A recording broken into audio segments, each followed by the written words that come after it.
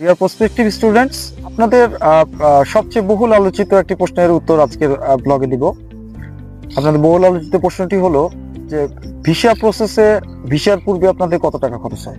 আপনি যখন ইউনিভার্সিটি থেকে অ্যাকসেপ্টেন্স লেটার পাবেন, সেখানে আপনার ইউনিভার্সিটির যে নির্ধারিত টিউশন ফি দেওয়ার কথা থাকবে, আপনার টিউশন ফি 50% অথবা 1/3, সেটা অবশ্যই আপনাকে পে করতে হবে। এখন কোর্স ভেদে টিউশন ফি গুলো এক এক রকম হয়ে থাকে। আপনার টিউশন ফি পেমেন্টের পরে আপনাকে জিবিসিডব্লিউ সেন্টারে 34,500 টাকা ফি প্রদান করতে হবে এবং পাশাপাশি 90 ইউরো আপনাকে ভিসা ফি প্রদান করতে হবে। এরপরে আপনার ইন্ডিয়াতে 10 থেকে 12 দিন থাকা খাওয়া বিভিন্ন আনুষঙ্গিক কারণে আপনার 40 থেকে 50,000 টাকার একটি বাজেট রাখতে হবে। পাশাপাশি আপনার একটি মেডিকেল ইন্স্যুরেন্স লাগবে, সেখানে আপনার 30 থেকে 32,000 টাকা খরচ হবে।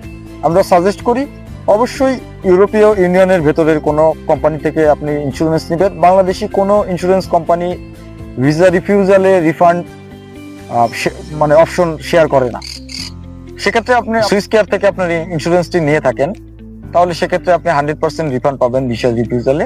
এরপরে আসে আপনার ইন্ডিয়াতে মেডিকেল টেস্টের ব্যাপারটি। ইন্ডিয়াতে মেডিকেল টেস্ট করতে আপনার বাংলাদেশি টাকায় 16,000 টাকা এবং ইন্ডিয়ান রুপিতে 11,800 টাকার মতো খরচ হয়ে থাকে। এবং ভিসা অ্যাপ্লিকেশন করতে আপনার একটা অ্যাকোমোডেশন লাগবে। এথেন্সের মধ্যে হলে আমরা আমাদের স্টুডেন্টদের অ্যাকোমোডেশন কোনো প্রকার ডিপোজিট ছাড়াই জোগাড় করে দিয়ে থাকি। আর এথেন্সের বাইরে হলে সেক্ষেত্রে ল্যান্ডলর্ডকে 1 মাসের ডিপোজিট দেওয়া লাগে। সেক্ষেত্রে আপনি 300 থেকে 400 ইউরোর একটি বাজেট রাখতে পারেন। এই সমস্ত কিছু মিলিয়ে আপনার আনুষঙ্গিক একটি যে খরচ, সেটি হচ্ছে আপনার ভিসা অ্যাপ্লিকেশনের পূর্বে। এ ধরনের ছোট ছোট যে কোনো টিপসের জন্য আমাদের ইউরোস্টেপস লিমিটেডের পেজটিকে লাইক দিয়ে পাশে থাকুন এবং আমাদের ইউটিউবে আপনারা যুক্ত হতে পারেন। Thank you so much for watching today.